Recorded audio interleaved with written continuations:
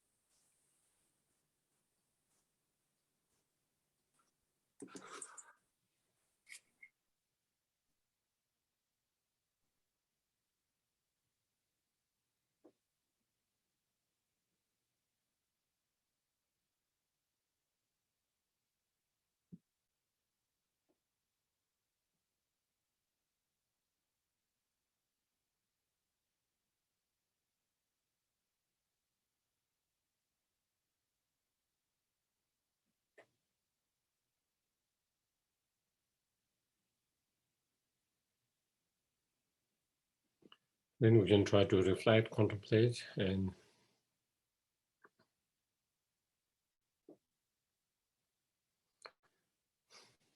as long as we don't cultivate the three principal aspects of the path, the renunciation, bodhicitta, and wisdom,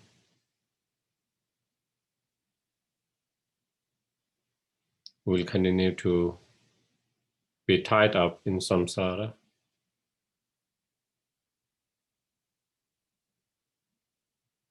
And continue to be experience suffering, pain, problem in the samsara. Never ending problem in suffering.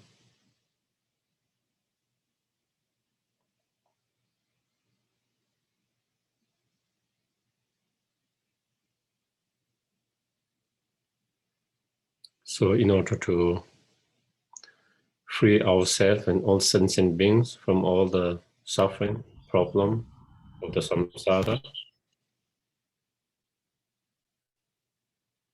we need to cultivate and generate the three principal aspects of the path.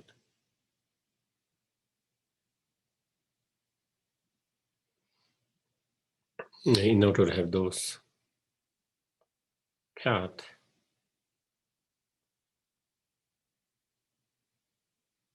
develop within our heart, we need to reflect, contemplate, meditate continuously.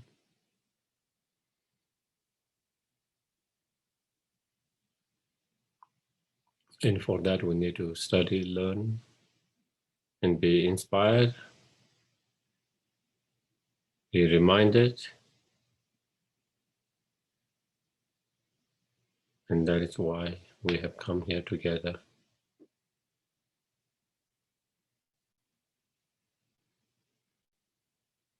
We are coming here together and engage in discussions, become cause and condition to achieve fully enlightenment for the greatest help and benefit of all sentient beings and oneself.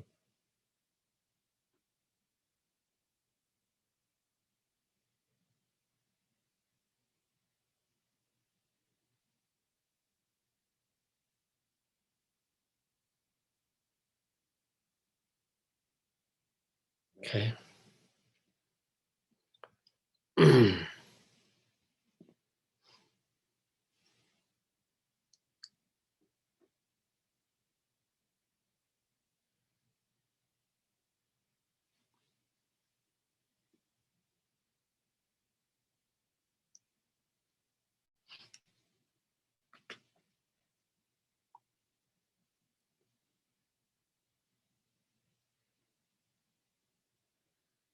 John, are you sharing the prayers?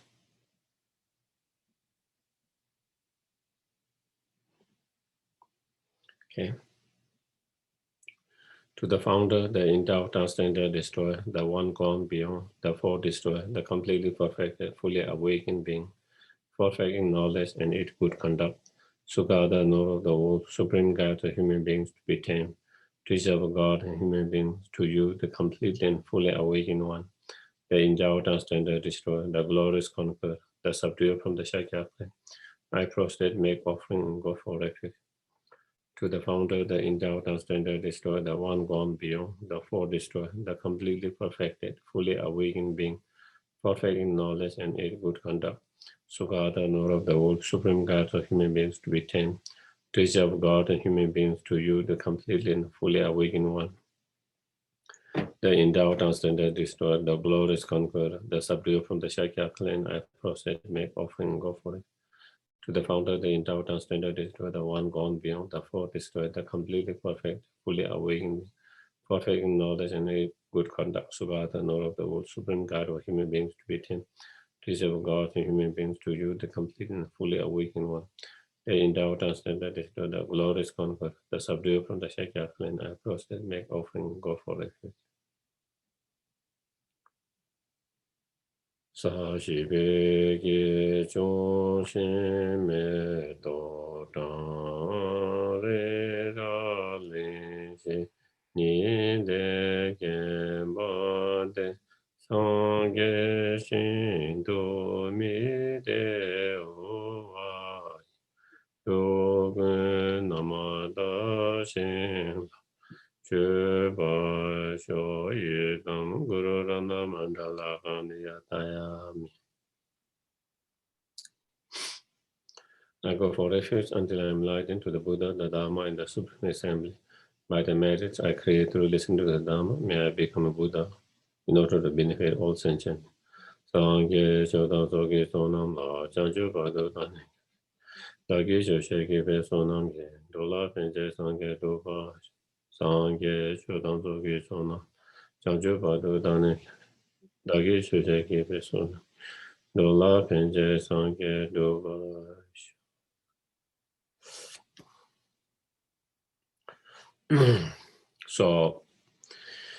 So we have been discussing this very important three principal aspects of the path. That is the very common practice and foundation for the Sudarayana as well as Vajrayana. So without the foundation of three principal aspects of the path, even we engage in all kind of Vajrayana practice, tantric practice, it wouldn't become as effective, as profound as it can become if we have the foundation of these three principal aspects of the path. And so it's very, very important practice, crucial, the very heart of all the practice,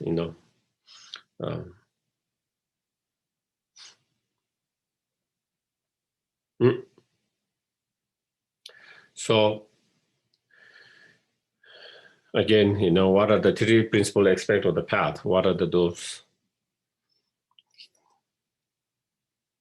Can someone let me know? You have to unmute.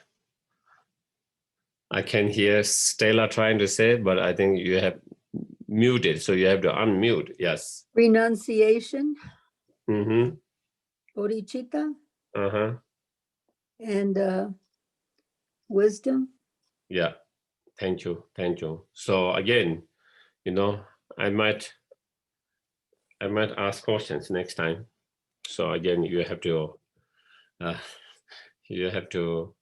even though I might not ask each and every details, but I think we have to remember some of the main points. And so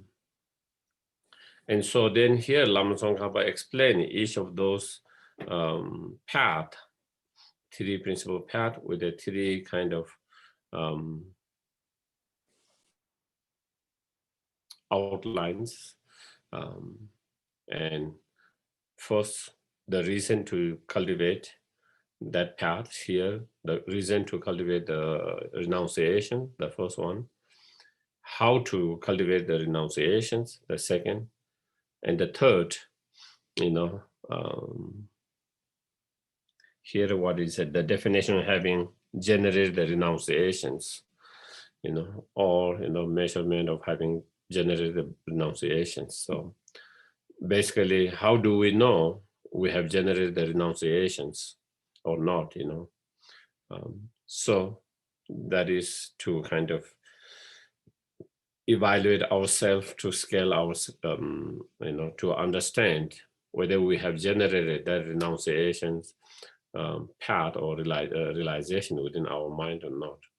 So we are up to there. We just finished last week how to generate the bodhicitta mind.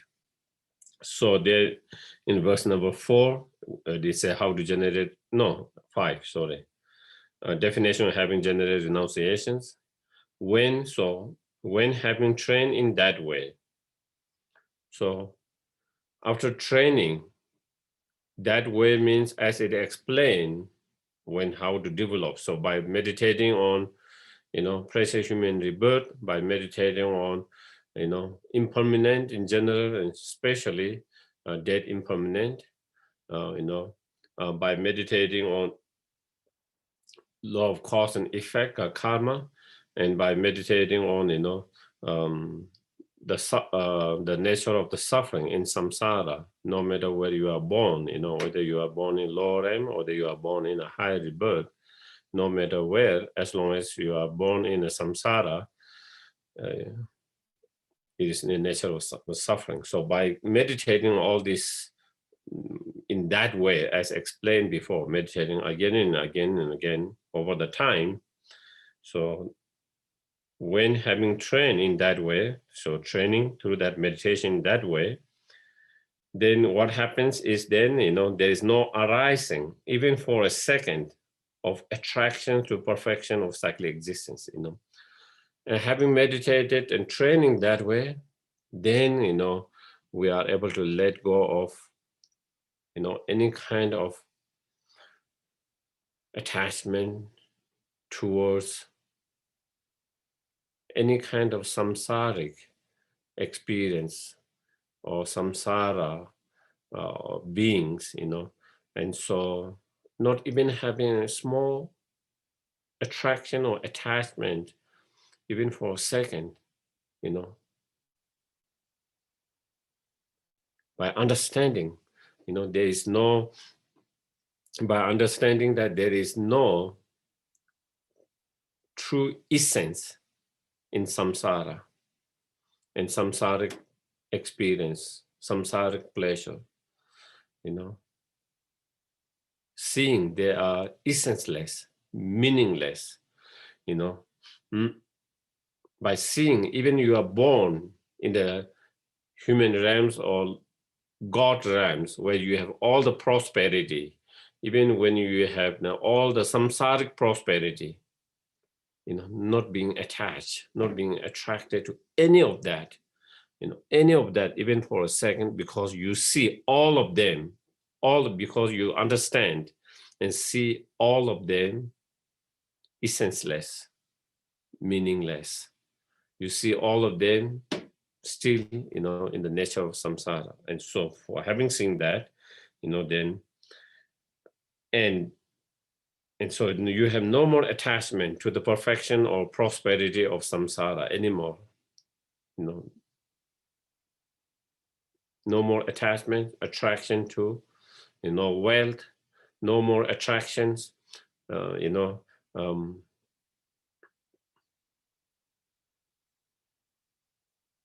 and attachment to, reputation, fame, relationship, whatever, no attachment at all of them, so, and not having attachment to all of them, and all day and night, the intention to seeking liberation arises, and then, the wish to achieve the liberation from the samsara completely, and the cause of samsara arises day and night, effortlessly it arises.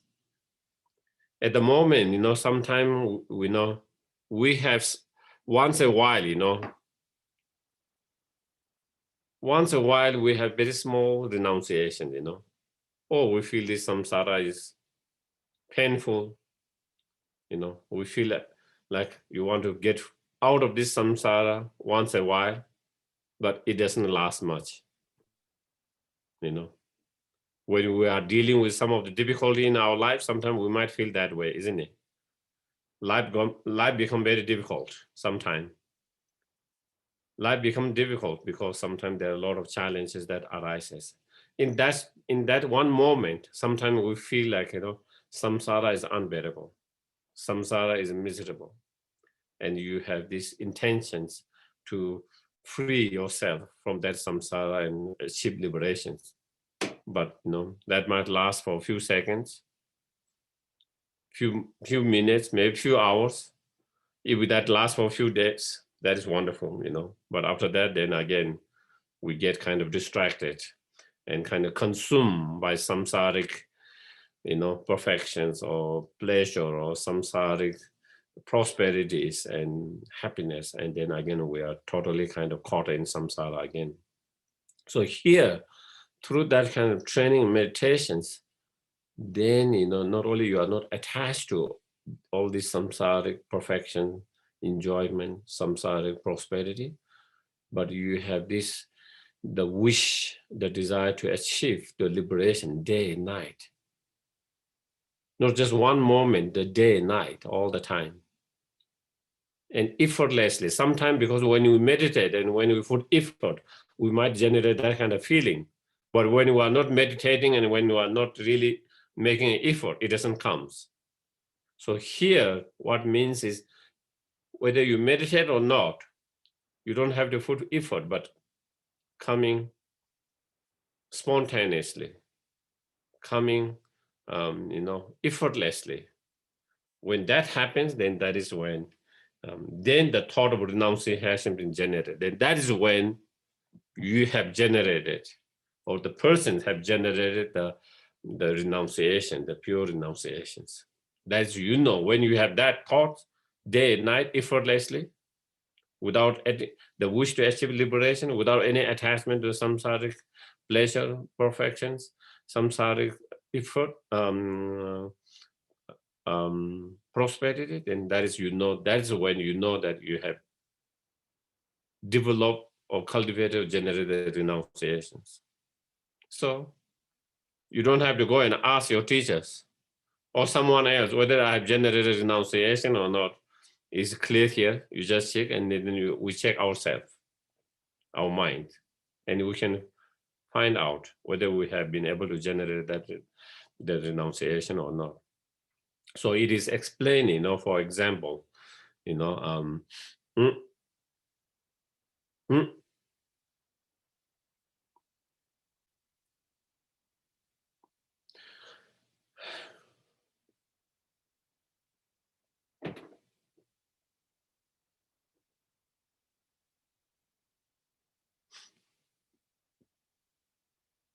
sometimes, you know, something bothers us, you know. So what, sometimes maybe we have some argument, conflict with some of our most close family, friends, and that keep on bothering you, you know. And so when something bothers you, or maybe, you know, some other issues that's bothering us, so then, you know, you cannot get that mind out of your mind. Do you get it? That thoughts, you cannot get out of your mind. Even when you are trying to meditate, it comes in your meditations. You are trying to eat it, that thoughts comes again. You know, you try to, you know, walk, whatever you do, the thought arises again. You know, even you try not to have that thought, still it arises. You know, you are trying to enjoy whatever enjoyment you are trying to, you know, maybe walking or by being being on the beach, or you are trying to watch some entertainment, but still, you know, those thoughts arises. You try to go to sleep, Again, you can't go sleep, having a difficulty going sleep because that thoughts that's bothering you keep on manifesting, arising again and again. And you are, if you are able to go to sleep, you wake up suddenly. When you wake up again, that thought comes. You know, that thought comes. When you wake up again, we have that experience, isn't it? We have that experience. So that is something like when you have renunciation, the wish to achieve liberations comes, arises day, night, all the time, without any effort, naturally like that. While you are eating, that wish to achieve the liberation arises, you know. While you are having a conversation with someone, that thought arises, you know. While you are watching any entertainment, the wish that arises. When you go to sleep, it arises. When you wake up in the middle of sleep, it arises. When you wake up in the morning, it arises. So effortlessly, day and night, when that arises, that is the definitions that you have. That person has generated the renunciations attitude or renunciation realizations, you know. Yeah. So when you have that thoughts or arising all the time, you know, then you are absolutely no more attracted to the, no matter how wonderful it might appear, the samsaric, no matter how wonderful it might appear, samsaric experience, samsaric prosperity and perfections, you will not be attracted to that. You will not be attached to that. You will not be, you know, distracted to that because of that strong wish to achieve enlightenment, you know. And so that is the, and as we have mentioned before, you know, so all the teachings and practice that has been explained as a way to generate the bodhicitta mind up to here include all the practice of, from the Lamrim point of view, all the practice of small scope and middle scope has been explained up to here, how to generate the renunciations. So it is a kind of unique way of presenting it in such a way. So it kind of covers the whole subject from the Lamrim, but in a you know, instead of explaining it as the path of small scope and middle scope, here is explained as a way to generate, how to generate the renunciations. So in terms of that, you know, so it covers the whole Lamrim teaching, but the presentation is slightly different, and it's a unique way, you know. And so again, as I mentioned before, you know, renunciation is very important. Without the renunciations, there's no way to generate the bodhicitta mind. Without the renunciation, there's no way to bodhicitta mind. So as is explained by Shantideva, you know,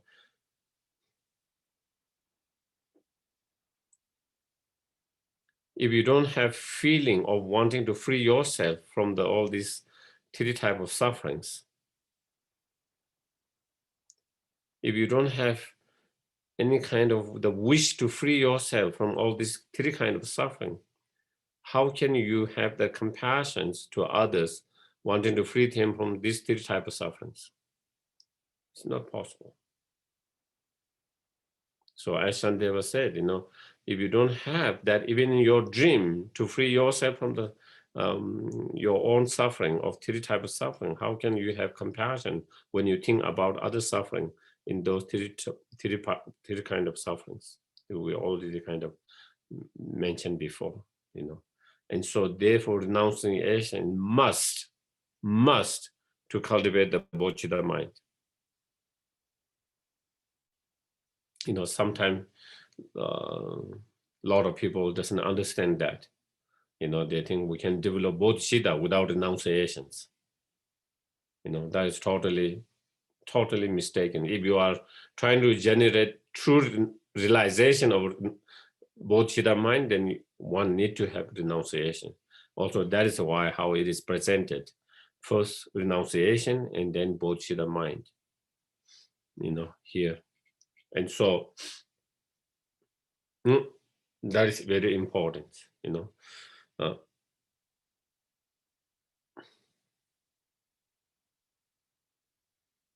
So Paponga Rinpoche says, in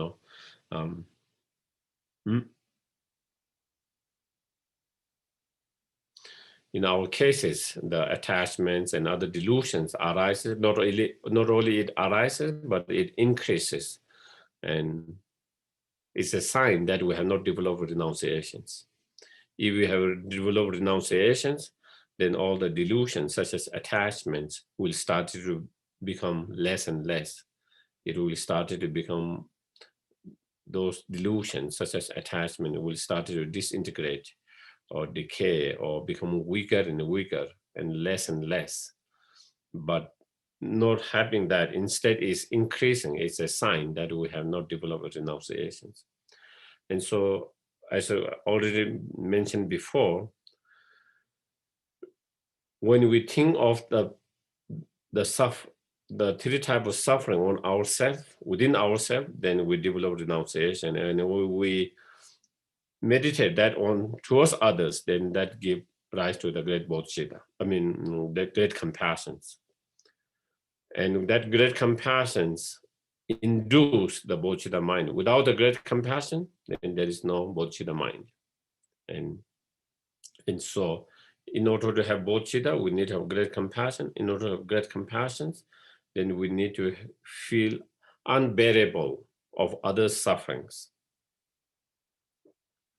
Okay, when you see the suffering of others, feeling unbearable.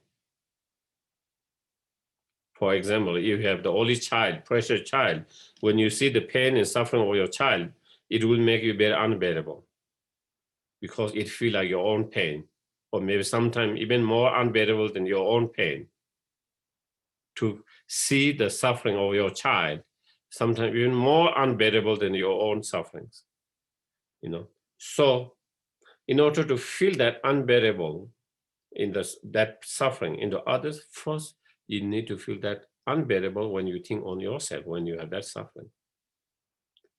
And so therefore, renunciation becomes so crucial to cultivate great bodhicitta, great compassion and bodhicitta mind as well.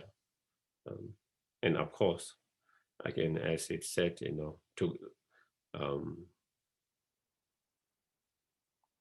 we need a renunciation to overcome the attachments. At the moment, one of the problems with us is, one of the main problems is attachment in our life, isn't it? Anger is not a big issue. Of course, when it arises, it's very painful, it's very unpleasant, but that doesn't arise all the time, Attachments is all the time, And also, a lot of time, attachment lead to anger, and conflict and problems. And so, and renunciations, when we have that pure renunciation, then it helps us to reduce the attachments, overcome the attachments. That is, the renunciation is antidote towards the attachment. Renunciation is, antidote to the attachments. I think maybe, the example that I'm going to give might be very gross, okay? Maybe, especially if you have food in front of you, the example might be very gross, but I think I might use it, And I don't know whether it applies to the dogs here, but definitely it applies to the dogs in a street dogs, and not only street dogs, even the dogs in that I've seen in India and Nepal. Humans kaga, what you call actually, for us, when you see it, it's disgusting. Do you get it? When you see humans poop or caca, it is disgusting. You have no more attachment, attractions, desire for that. Yeah, excrement. Yeah. So, do you feel that? Or do you get attracted to that? I don't know, We don't get any, attraction or attachment to that. But, the dogs, they are very attracted to the human excrement. I don't know dogs here, but like in Nepal, in India, and they see, they run, even they have been fed well. Somehow they are very much attracted to that. They very much are attached to that. They very much desire. They very much seems to like that. And so, similarly, at the moment we are like the dog that is being very much attracted to that excrement. Once we have renunciation, then it is like human beings who are no more attracted, no more attached and desire for that excrement, or caca. So then that wouldn't be a problem, If you don't have attachment, then, a lot of problem will be solved. A lot of human problem will be solved if we don't have the attachments. A lot of humans' problem is, one thing is a relationship, the relationship, in different kind of relationship, we are not talking just one kind of relationship, children and parents relationship, friends relationship, wife, husband, boyfriend, girlfriend, partners, relation between teacher and students, in all kinds of different relationship. And a lot of time we have relationship problem because we are attached to each other. That attachment creates a lot of conflict. But if we have a relationship, all these different relationship, but without any attachment, and because if we are not attachment, there's no expectations. And so if we can build up a relationship without the expectations, the relationship will be much more stable, more healthy, positive, and we wouldn't have a lot of the problem we have at the moment. We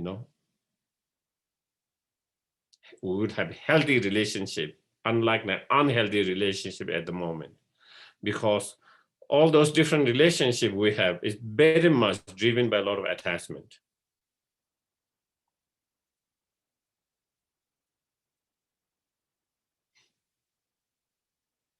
A lot of the problem in this world is a result of attachment, greediness. Greediness, that kind of attachments,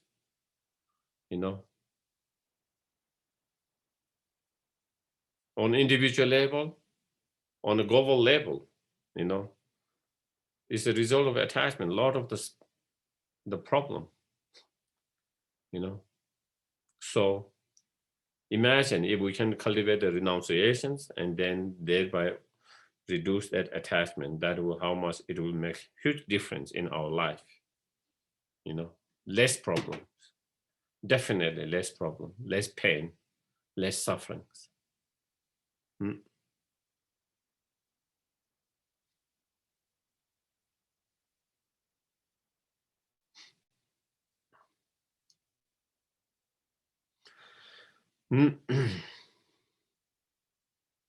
So Paponga Rinpoche says, cultivating renunciations is more important than cultivating, kind of clairvoyance, or kind of the, kind of psychic powers, and so forth, because even you have clairvoyance, even you have psychic powers, if you still doesn't have the renunciation, you still have a lot of attachment. If you have an attachment, then still that will create problem for you. You will create a problem for others. You experience pain and suffering for yourself, and you also create a lot of pain and suffering to others as well. And therefore, we need to practice the renunciation. In order to practice the renunciation, then we need to develop the practice of three high training, mainly three high trainings, the high training of morality, meditative concentration, and wisdom. And in order to develop that, then we need to study in three basket of the teachings that each of those baskets explaining. But of course, when it's contents, then it contains in the Lambrim, Lambrim. So then, and Lama Tsongkhapa's Lambrim that has been explained, such a systematic, such an easy way to practice, made it so easy to practice on the path. And so studying and reflecting, contemplating, and practice on Lambrim, once you have that, then all other practice that we do, in Sutrayana, all other bodhicitta, compassion bodhicitta, and all tantric practice, such as self-generation, completion generation, then all of those practices become very powerful, effective. All they become powerful, effective. Otherwise, we do the tantric practice, but we get attached to those tantric practice. Do you get it? So the practice, instead of reducing the attachment, it might increase your attachments. Then we get attachment to all the tantric implements. Do you get it? And because we're attached to them,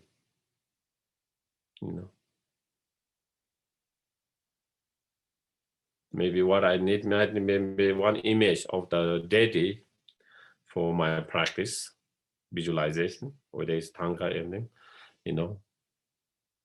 And then next time I go to a Thangka shop, I see more beautiful, better, then I wish I could have that one.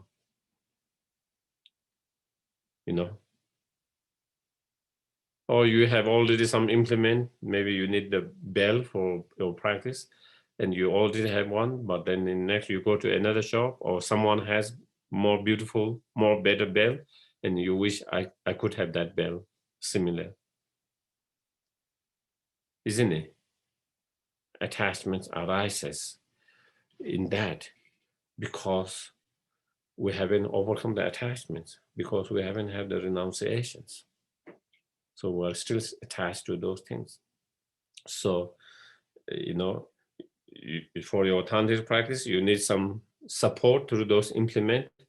And instead of those being helpful to reduce the attachment, it make you increase the attachments. Before you didn't have attachment to the bell. Before you didn't have attachment to the Thangka. Before you didn't have attachment to the dorje. All these things, now you are starting with more attachment to them. Do you get it, what I mean? Now it increases, your attachment multiply or increases than before. At least in relation to certain objects. And that is because we don't have the good foundations of such practice, those three principal aspects of the path. If we have those good foundations before we engage in those Vajrayana tantric practice, then even once you have those foundations, then when you do, then you wouldn't have attachment to those things. Because you have the tools, the renunciation to deal with those attachments. And so therefore your practice now in tantric doesn't increase your delusion, but it helps to reduce the delusions. But at the moment, when you don't have those foundational practice, then that is what happens. That's what happens. So we should always come back to the foundations. It's so important. Instead of trying to, run after what we think maybe, oh, it is so profound and this and that, all this practice, all those different tantric practice, it comes with the many, oh, this is so powerful for this and this is very powerful and all of that. And we get kind of attached to all these ideas, powerful things, and we run after that. without building the good foundations.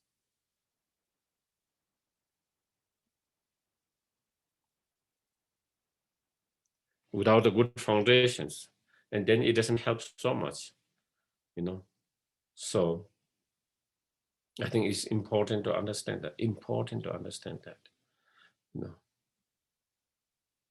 Even in my cases, you know, I'm understanding more and more and coming back and back more further to the foundations, you know. I see the needs to work the more foundations, you know. Because, you know, I've tried other practices, supposedly more profound practices, higher practices, but I'm coming to understanding with my own experience, without those good foundations, those practices doesn't seem to be as profound and helping as much, due to the lack of the good foundations, those foundational practice. And so these are, you know, three principal aspects of the path is so crucial, foundational practice.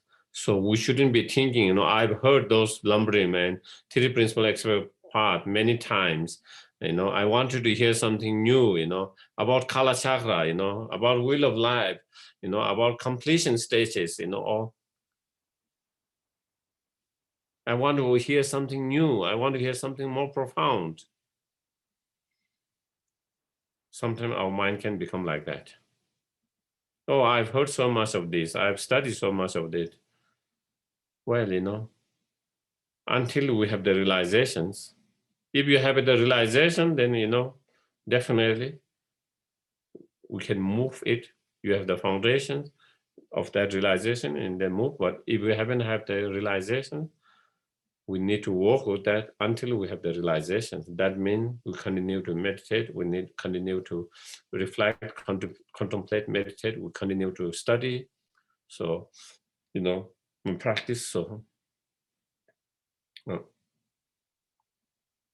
I grew up in an environment where, you know, tantric is very common. From very young age, I was exposed to all this initiation, all this different kind of, you know, empowerment, all of that, you know.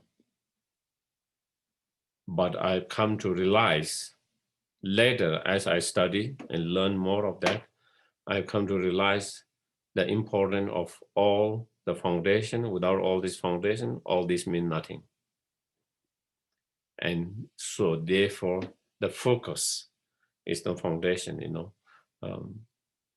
Even in my life, you know, whatever practice I'm trying to do is more related with the lumbering. And even I wanted a long retreat. I'm not interested in a tantric daily practice, but I'm more interested in lumbering because I know where I am and I need to develop those foundations. Without that foundations, then, you know,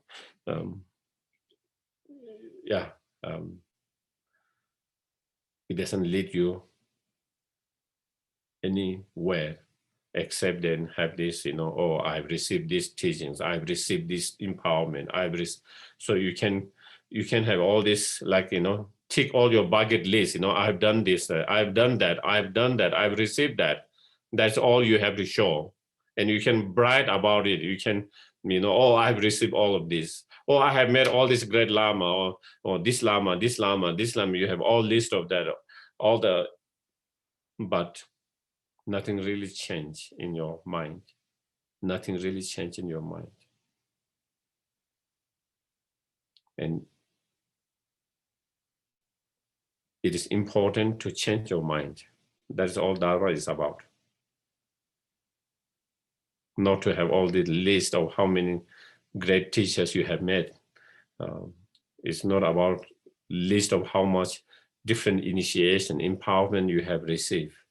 It's not about list of how much, you know, different oral transmission and teachings all you have received, but it's all about changing and transforming your mind. And to change and transform your mind, those basic practice, foundational practice are so crucial and important, so crucial and important.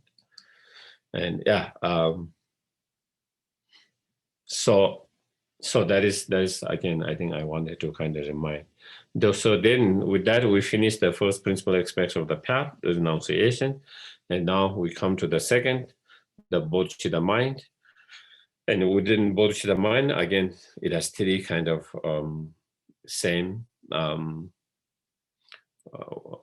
outlines, why the reason to generate the bodhicitta mind, why we need to generate the bodhicitta mind, how to generate the bodhicitta mind, and then the definition of having generated the definition of or the measurement or definition of having generated bodhicitta mind. How do we know we have generated bodhicitta mind? Sometimes I get a caution from different people. They share their experience. And then they think, oh, is this understanding? Is it realization of emptiness, or is it realization of bodhicitta mind? Well, if we have studied all of this clearly and we remember, then we know. We don't have to ask someone. We know whether we have generated or not by seeing, what kind of feeling or attitude have arises, and whether it concord with those teachings. So anyway, so then the purpose of generating the mind of the enlightenment, the bodhicitta, purpose or the reason to generate, why we need to generate that. Even if renunciation had been developed, so through the practice or training that have been described before, and through those training and practice, even we have been able to develop renunciations, okay?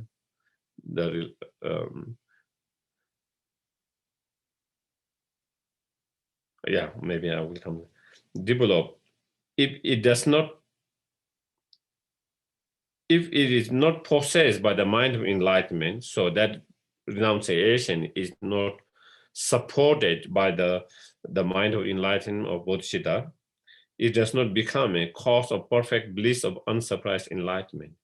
So, that renunciation cannot become cause to fully enlightenment, which is the source of our own ultimate happiness and ultimate happiness of all sentient beings.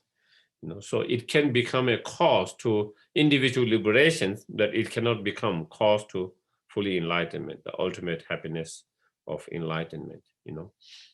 Therefore, the wise, the intelligent one, wise, should generate the supreme mind of enlightenment. So again, here when we talk about realization, we are talking about realizations. And when we talk about realization, we are talking about experiential understanding, okay? We can have intellectual understanding, theoretical understanding, and experiential understanding, okay? First, we have intellectual understanding or theoretical understanding. And then through practice and meditation, then we try to generate that understanding on experiential level. And when you have that experiential level understanding, then that is the realizations. So here we are talking about the realize. And when you have the bodhicitta mind, realization of the renunciation, that is when you first enter the path. It doesn't mean you enter the bodhisattva path, but it entered the path. Okay? To enter the bodhisattva path, then on top of that, you need to develop bodhicitta mind, realization bodhicitta. When you develop the bodhicitta mind, that is when you enter the path for the first time, the path of bodhisattvas, the first path, the path of accumulations. But if you have renunciation, realization, then you still enter the first path, not necessarily the bodhisattva path, but you enter the path,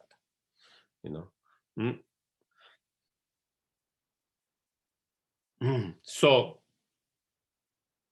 unless we have the bodhicitta mind, the mind of enlightenment, the bodhicitta, If we don't have that, even you have a very strong, even you have very, very strong renunciations, you know, and with that strong renunciation, even though you are able to reduce and overcome certain level of attachment, but still, and out of that renunciation, whatever virtues you do, whatever in virtues that you engage into, it will not become the cause of fully enlightenment.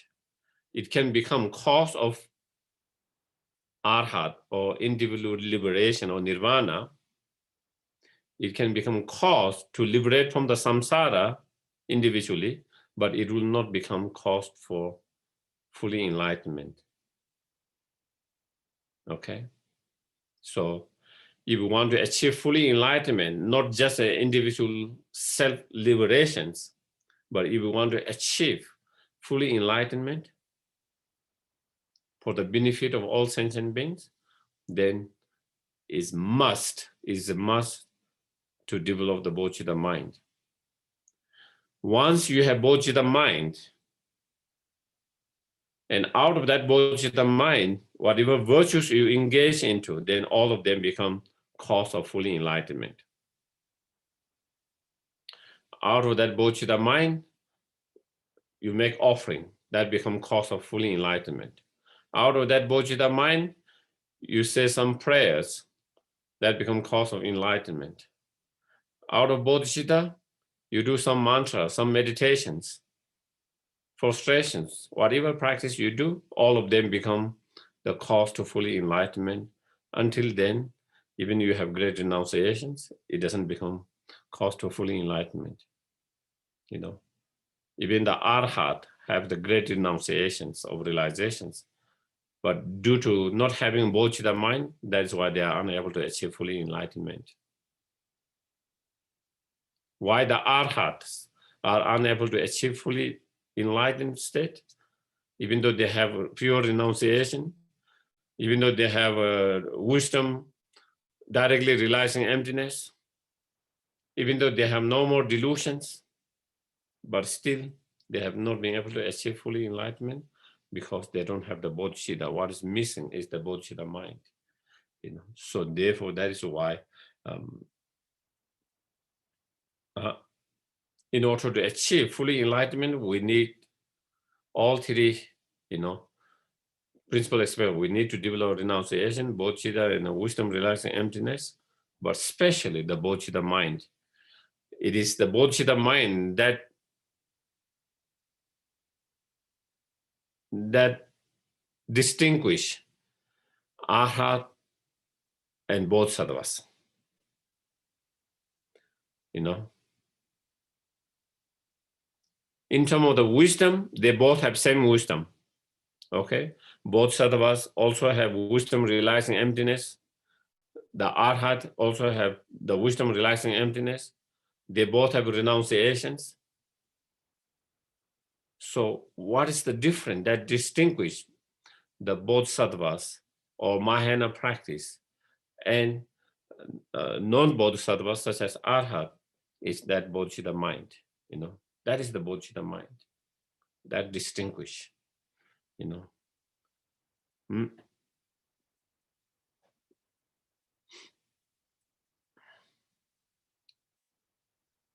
And, you know, even if we don't have that bodhicitta mind, you know, even you can see in your visions, you know, deities, even you are able to see the visions in your deity, or even you are able to receive the teaching from the deities all the time. Even you have the, you know, clairvoyance, even you have some of the, you know, common accomplishment in a tantric practice where you are able to kind of make invisible, or that you are able to kind of go underground, or you are able to fly. No matter, even you have all of that, still you are not become real Mahayanis. You are not really bodhisattvas. You are not really become Mahayanis. You are still not Mahayanis. Even you have all these other powers, spiritual powers. But the moment you cultivate the bodhicitta mind, that very moment, then you become Mahayanis, you become a Bodhisattva. And your path become Bodhisattva path. Your path become Mahayana path.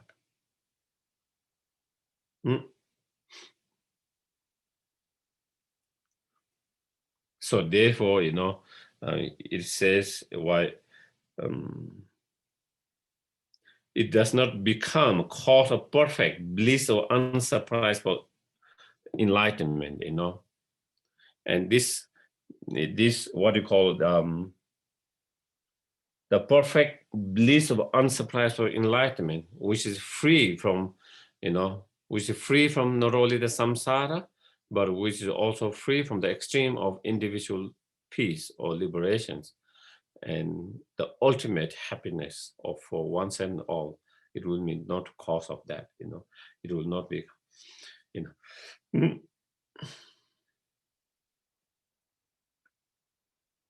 And as I mentioned, even though such as Arhat, even though they have incredible spiritual qualities, those Arhat have incredible spiritual experience, spiritual realizations, but still they are unable to achieve enlightenment due to lack of bodhicitta mind.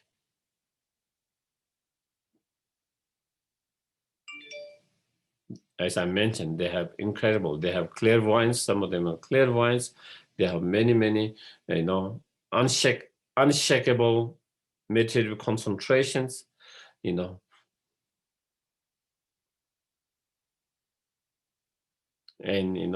unshakable renunciation, moral discipline, and all of that, and so many other spiritual, incredible powers, realization, knowledge, wisdom, so much, but still one thing that kind of blocked them from becoming fully awakened or fully enlightened is due to the lack of bodhicitta. Therefore, that bodhicitta is must. So as in many sutras, as well as in many of the texts, like Shantideva's Guides to Bodhisattva Way of Life, Chandrakirti's, engage in the middle ways, and such as in many sutras, the heap of the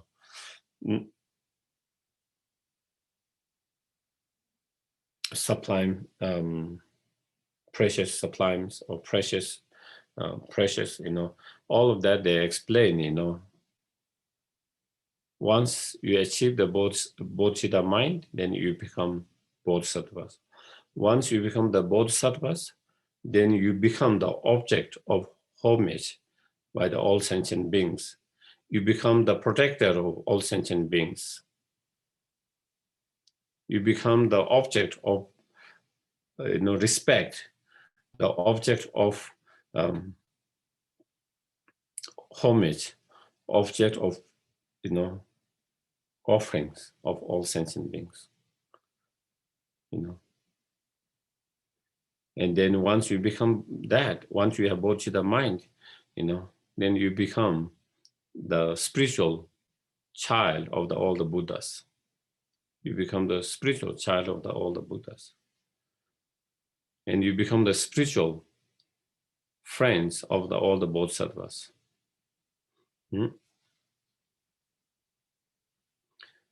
And on the basis of that, bodhicitta, even you give one grain, if you feed any animals, whether it's an ant, whether it's a dog, cat, whatever animal, bird,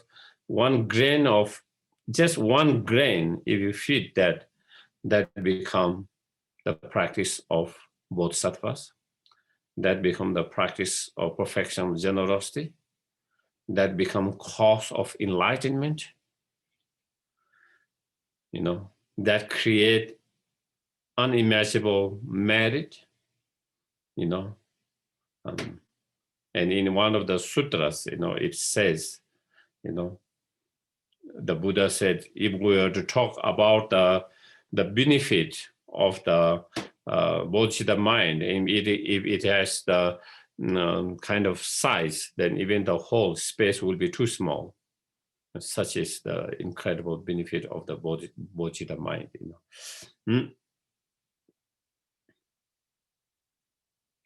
So,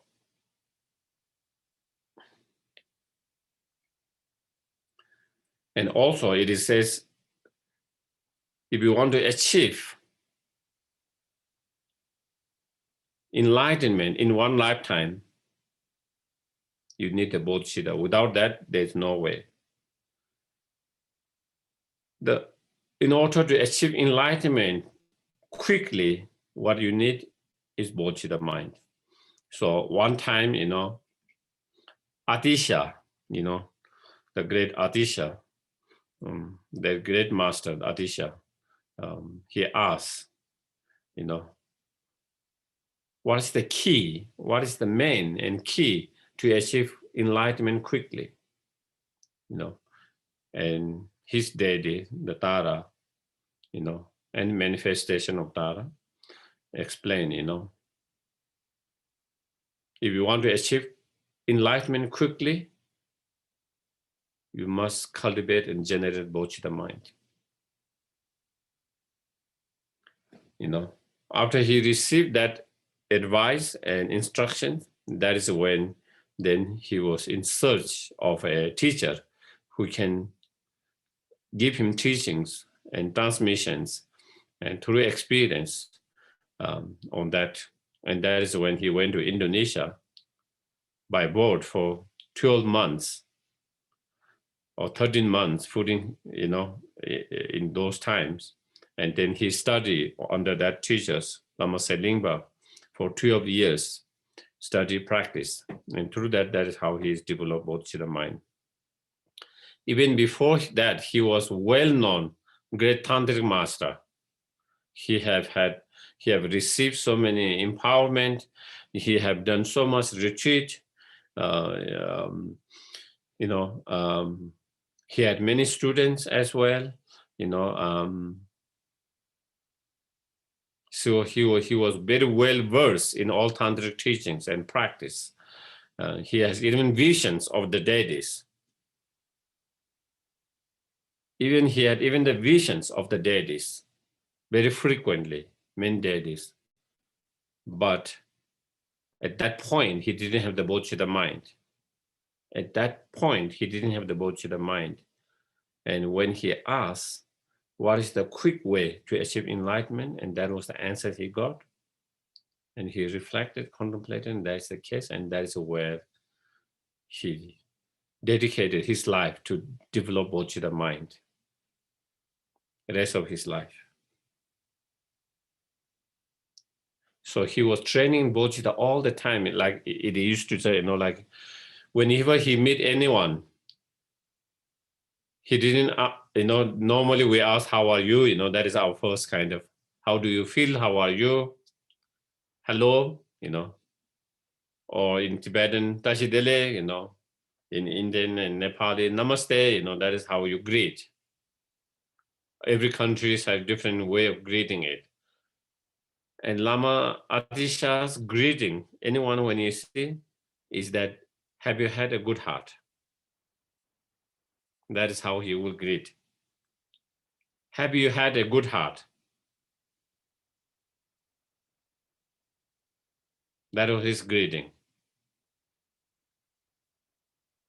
And even with just that, you can understand how much he was so much into that cultivating good heart himself and encouraging others to develop good heart, because he saw that is the key, that is the main.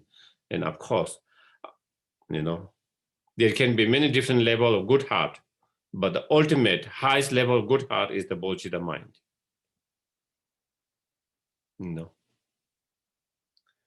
There can be many different levels of good heart, but among all the good heart, the most kind of profound and highest level of good heart will be the bodhicitta mind. So he will always greet with, have you had any good heart? Good heart. Have you had a good mind? So that is how you see how much he's integrating in every, and in Tibet, it is said, even though he was one of the greatest tantric master at that time, he hardly give any initiations in Tibet, any empowerment. He hardly give any empowerment. He hardly give any teachings on tantric, even though he has been there 17, 20 years in Tibet. Even though he was in terms of his realization and his knowledge, he was one of the most highest level of tantric practitioner, but he always gave teaching on bodhicitta, always. Bodhicitta, karma, refuge, those basic teachings. Because he knows this is the important. If you don't have that as a foundation, then those other practice does not become effective. And it's also said, that the prince who invited him to Tibet, when he first met Adisha in Tibet, and he asked him, please teach us that is most beneficial to the people. Not the profound teachings, because sometimes profound teaching doesn't necessarily mean helpful for someone who doesn't know those foundations. And therefore, that is where, and that is when he composed the Lamp of the Path, which is the root of all the Lamrim teachings, and that is what he teaches most time. And so that is, so that is the, so that is why we need to develop the bodhicitta mind, so that having finished that, the purpose of the reason to develop bodhicitta mind, the next is how to develop the bodhicitta mind. So that is verse number 7, how to generate the mind of the enlightenment. Okay. Swept away by the current of 4 powerful rivers.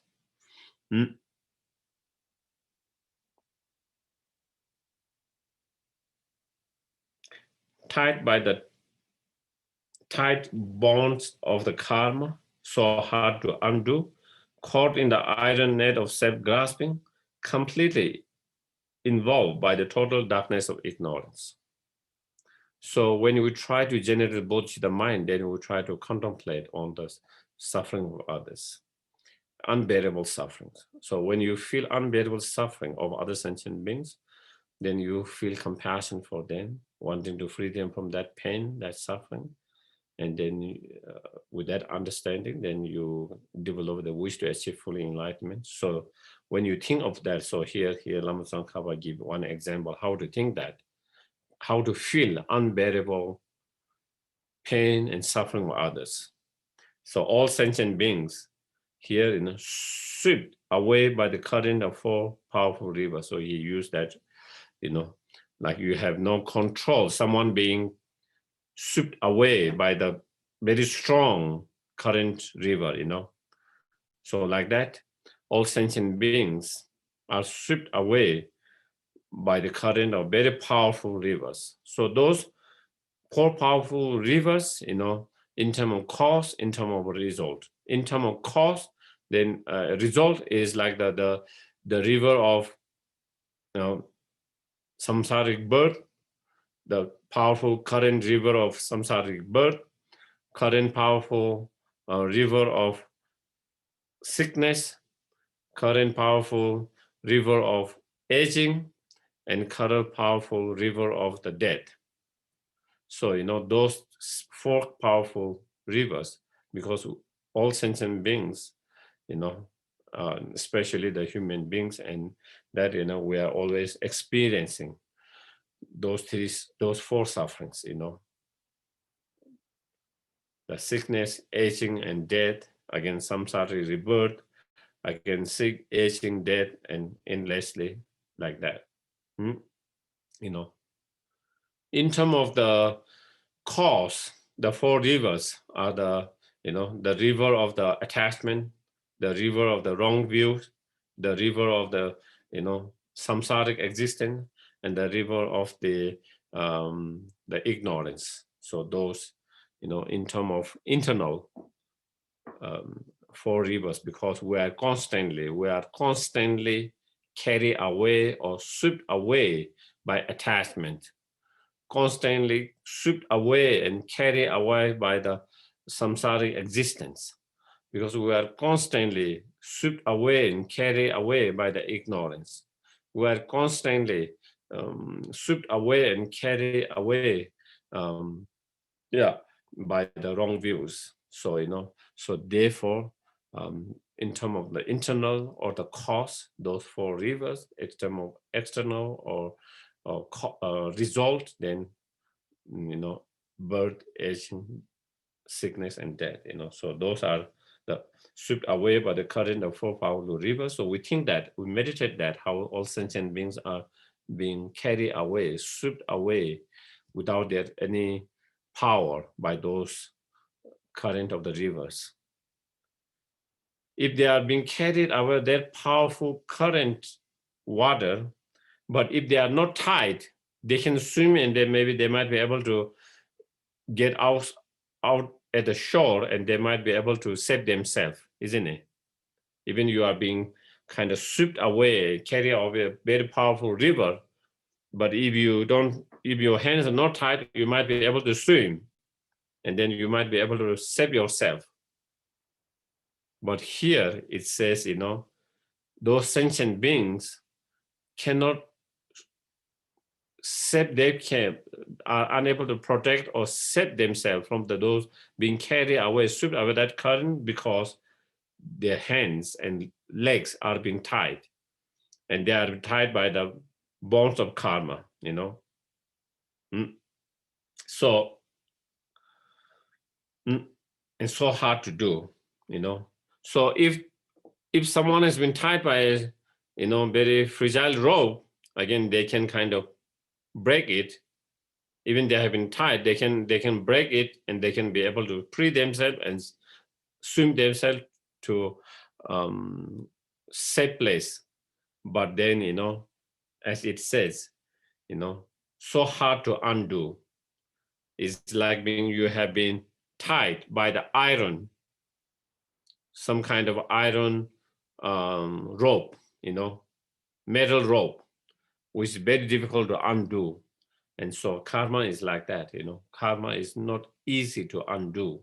It's very, very, difficult to undo the karma. So therefore, sentient beings are not being swept above those rivers, but they have been tied by such a karma, rope of the karma, which is so difficult to undo it,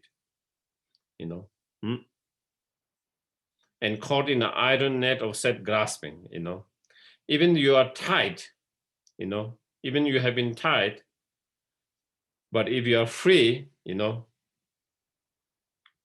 again, maybe even you are tied, someone might be able to assist swim, they might be able to use that. But then not only you are being tied, but you are actually caught up in the iron net. So you cannot move. It's like a fish. Do you get it? When fish are caught up in the net, even they try to swim and protect, they cannot, because they are caught in the net. And not only net, ordinary net, iron net, which is very difficult to free from that, undo that. And so here, then all sentient beings are caught in the iron net of self grasping, so difficult to free themselves from such self grasping,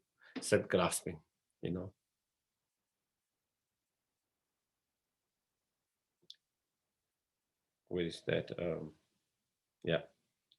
And completely involved by the total darkness of ignorance. Even you are caught in the iron net and tied up and swept away by the river, powerful river.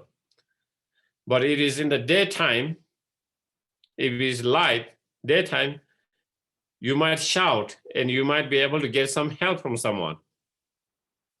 You shout and then someone can hear it, someone can see it, and they might be able to come into your rescue.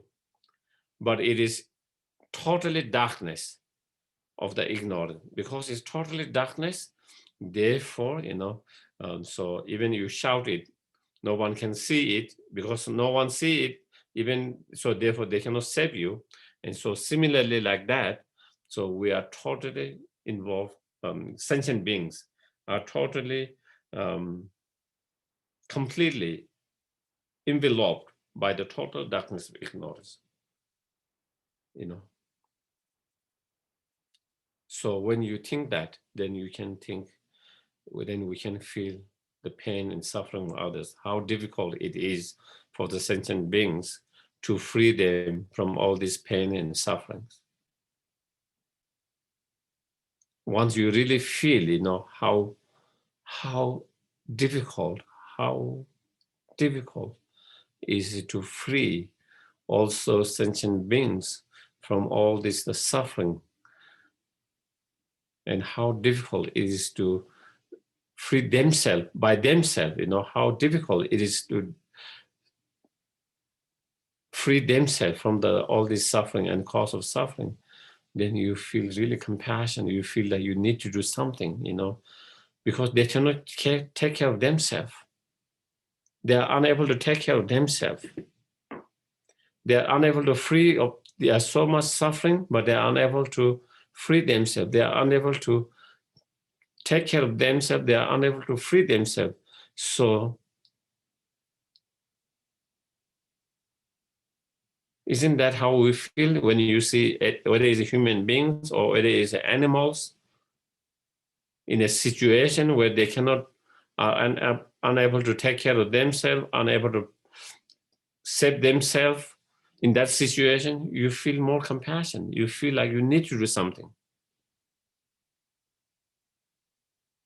If others can take care of themselves, if they can protect themselves, if they can free themselves, then, your feeling wanting to free themselves will be not so strong. Do you get it? Because you think, well, maybe I know they are suffering, but they could take care of themselves. They can solve the problem themselves. Do you get it? Even though we see they are in problem, even though we see they are in a pain, but then sometimes you feel, oh, they can manage this, they can solve and they can manage their problem. They will be able to manage and solve the problem. They will be able to take care of themselves. They will be able to protect themselves. But once you feel they cannot protect themselves, you see that, you understand that they are in suffering, they are in pain, they are in problem, but they cannot do much. They are unable to take care of them. They are unable to free themselves, protect themselves. Then you really feel stronger compassion. You really feel that you must help them. You must do something to protect them, to help them. So that is where that way of, by Lama Tsongkhapa, by giving that kind of, using that kind of analog, that kind of example, and that by understanding that way, then it really kind of hit your heart to really feel for that. So that's the way it's used, and out of that ignorance and karma and self-grasping, then they are endlessly reborn in cyclic existence, and when they are reborn endlessly in cyclic existence in samsara, then, if they are reborn in a samsara endlessly, if they don't have to suffer, then that will be one thing. But once they are born in samsara, they are suffering endlessly. So ceasingly or endlessly tormented by three sufferings, tormented by three sufferings all the time, 24 hours, all the time, one of these suffering. Sometimes sentient beings are tormented by suffering of pain, suffering of change, suffering of all pervasive all the time. Sometimes all three, and sometimes even they don't have suffering of pain, they are tormented by suffering of change. And sometimes even And then even when they are not tormented by suffering of pain and suffering of change, they are always tormented by the suffering of all pervasive, all sensations. So they are tormented by at least one of the suffering all the time, as long as they're in samsara. Thinking that all mothers are in such conditions, so thinking that all mother sentient beings are in such conditions, generate a supreme mind of enlightenment. So through that, by reflecting, contemplating, meditating in that, then we'll try to generate the bodhicitta mind. So I think today for that, I think maybe I will. So I can take few questions. If you have any questions, comments regarding today's. Yes, Stella. Geshe-la, I understand how generating compassion can help you, but how does generating compassion help the other person that's in pain? How, like, if we see somebody who's in this terrible pain and can't get out of it, and we have compassion for them, how does our having compassion help them? First of all,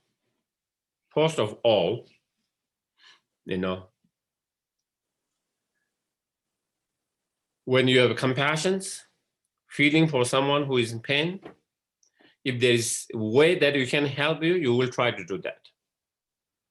Okay? So in that way, it can help. If I don't have compassion, even I see their pain, I wouldn't do anything. Even I have the way to help them. Even I have, maybe someone is suffering and there is a solution to that, to end their suffering, and I have resource, I have a means to do that, because I don't have compassion, I will just kind of ignore it, thinking, it's not my problem. I have too much my own problem.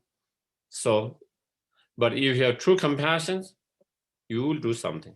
You will do something according to what your capacity, your ability and resource. In that way, you are able to help in some way.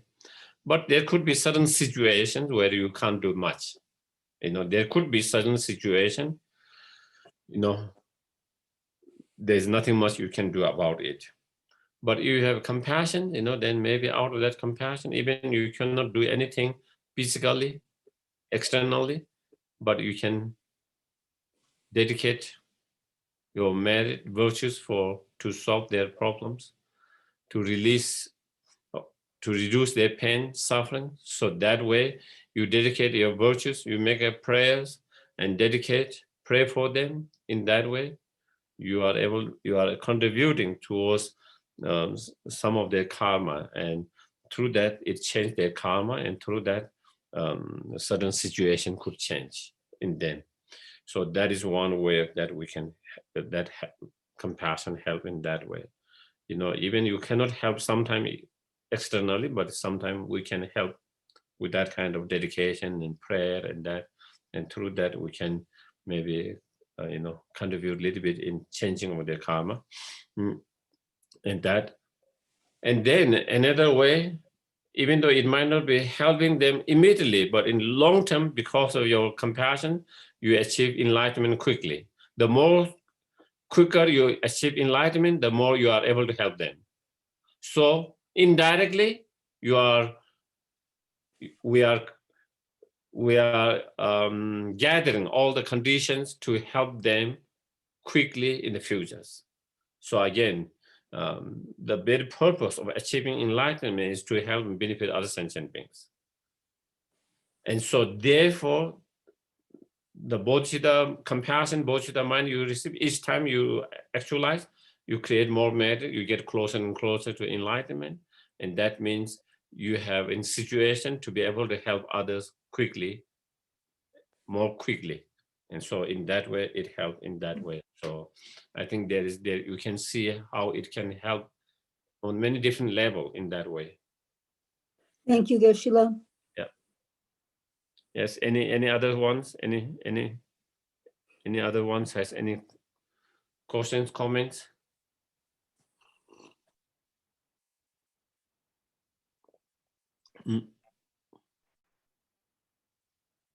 Geshe-la, thank you. For me, it was really powerful to hear you talk about the importance of the foundations, because it takes me forever. Like, I have to hear things so many times, but then sometimes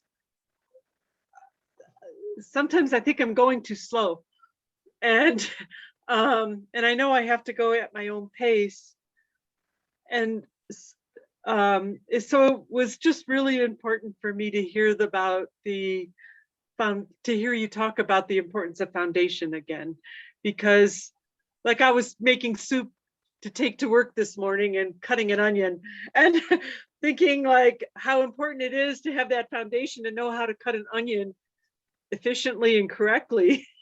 And like you need to know how to prepare vegetables in a certain way before you can cook a meal. Mm-hmm.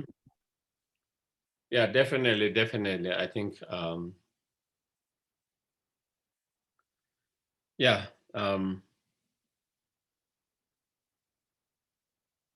Especially in Kadamba traditions, which we are part of the Kadamba traditions, you know, their whole focus is on Lamrim, Lojong, and Lojong is part of Lamrim is part of Lojongs, you know, and that is all their practice. They didn't even have so much deity, you know, they have only 4 deities, you know,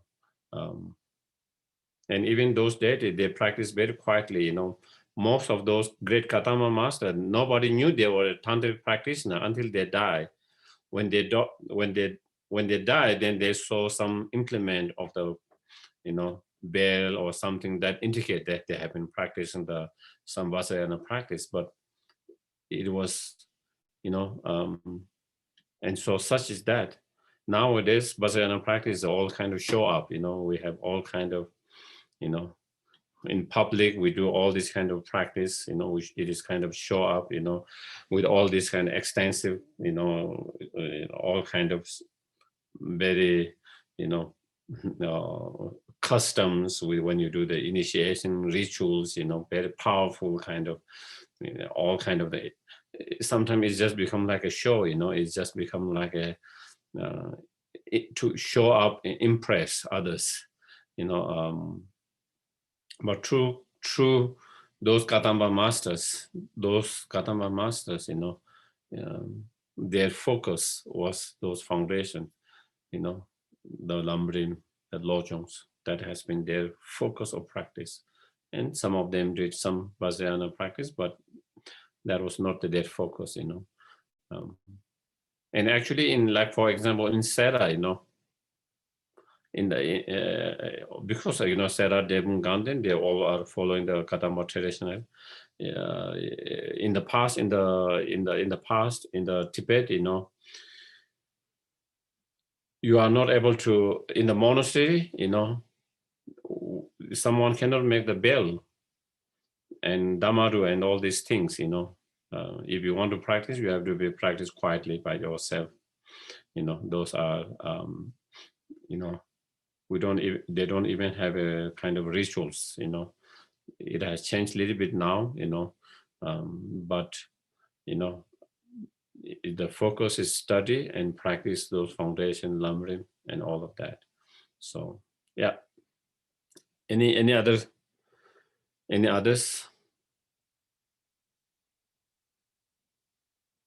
If we don't have, then we can do the dedication. If anyone, yes, Mary Jo, I can see you. Your hands going up. Yeah, you can unmute it. Quick, only 1 second. I cannot hear. You have to do one. Unmute it. You haven't unmuted still. Okay. Got it. Okay. So in the question just that you spoke with Mary Camille, there was something I didn't understand early in what you said, something about the deities. Mhm. And I did not understand that, and I didn't follow it as well. Mhm. Deity, when we talk about deities, deity and Buddhas are kind of same. They are different Buddhas, different deities. But when you talk about deity, it refers to personal kind of Buddha that we have stronger connections. Some people Okay. might have more stronger connection with Tara. Some people might have more connection with medicine Buddha. Some people might have more connection with Avalokiteshvara, Manjushri, whatever those different Buddhas. And so when we say deity or yidam, it refers to personal, kind of personal, which are karmic connection. But when we talk of Buddha, we are talking in general, when you talk about Buddha in general. And also one way, when you talk of Buddha, it is more from Sutra point of view. When we talk about Tantric, then it becomes more kind of special of deities. And so that there are many different kind of deities, for example, Tara, medicine Buddha, all of them are part of the deities, And so what I was saying, for some practitioners, even though they have the visions of the deities, they might see the Taras in their meditations or in their dream or in different ways, and they can receive the blessings, they can communicate, they can receive teachings, all of that. So normally, if we have that experience, we will be wow, isn't it? That will be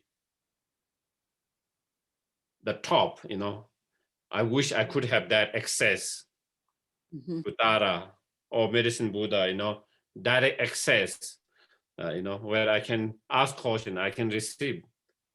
Even though that is great, but here it is saying, Adisha, Lama Tsongkhapa, and all of these things, to generate Bodhicitta mind is even more important than having that experience, such experience. If you don't have Bodhicitta mind, that can mean nothing. That will not be able to lead you to enlightenment if you don't have Bodhicitta mind. That doesn't mean much if you don't have Bodhicitta mind. And so that is the way it's saying, cultivating the Bodhicitta mind is even more important to have such experience. Right. Yeah. Was it that clear now? Yes. Yeah. And that compassion is a part of a bodhicitta mind, includes having compassion. Yeah, compassion. First, we'll talk next week about how to develop the Bodhicitta mind. Their kind of process of practice meditations. And in order to, before you have Bodhicitta mind, first you need to have compassion, great compassion. Without the compassion, then you cannot have the Bodhicitta mind. So it is necessary to develop the compassion first in order to develop the Bodhicitta mind. So that it's important for us to always be working on having compassion then. Absolutely, absolutely, absolutely. Yeah.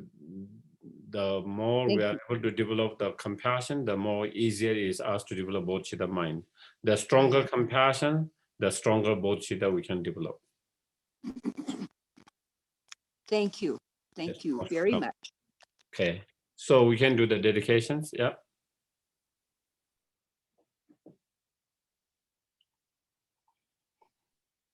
Okay, I have a list and then I'll leave a little break at the end of each one so you can add names. I'll write them down. So we'll dedicate this teaching for the benefit of all beings, but specifically for these people who have obstacles. Trevor, Alyssa, John, Tiffany, Dustin, Abby, Bev Hawari, Serena, Sarah Jacobson, Jiwan, Siri, Sirab Jot, Jeff, Crystal, Rahamina, Mary Jo, and Eric W. Does anyone have anyone else? I'll add Mark to the list. Sean. Who? Sean. Sean? Okay. And Sean.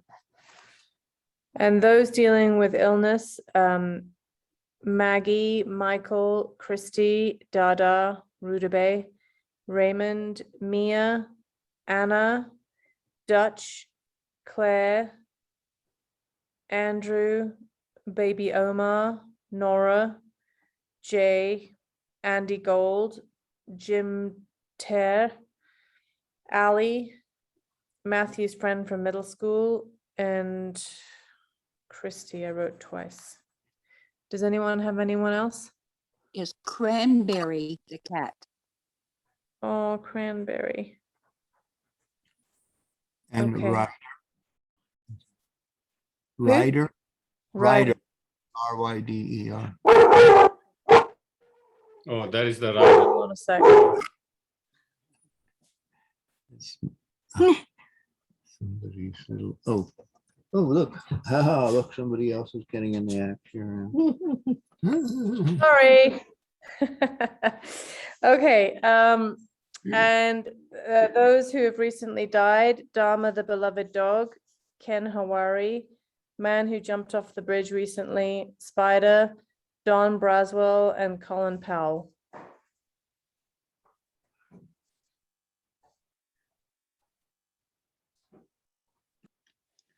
Okay, so we can share the dedication prayer.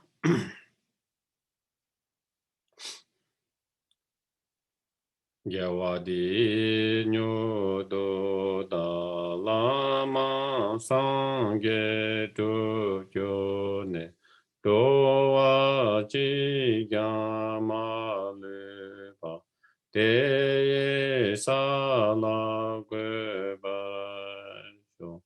May the supreme jewel Bodhicitta that has not arisen, arise and grow, and may that which has arisen not diminish but increase more and more.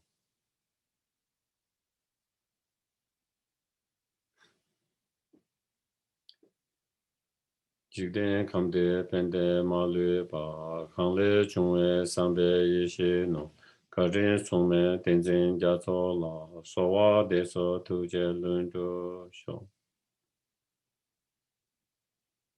You who uphold the subdued moral way, who serve as a bountiful bearer of all, sustaining, preserving, and spreading the Manjunal victor doctrine, who masterfully accomplish magnificent prayer, holding the 3 jewels, Savior myself and others, your disciple, please live long. Lapa nupcho ta e dowa la gyawa kunle la be tinjenje la yang samshin cho de re du so zong la ka din ten be kya kyo shab se. Thank you very much, everyone. Have a good evening. Thank you. Thank you, Thank you, Geshe-la. Thank you, Geshe-la. Geshe-la. Thank you. Good night. Geshe-la. Thank you. Thanks, Krishna. Good night. Thank you, Sean. Thank you. Night. Thank Thanks, you, Joe. everybody. Thank you. Good night, everyone.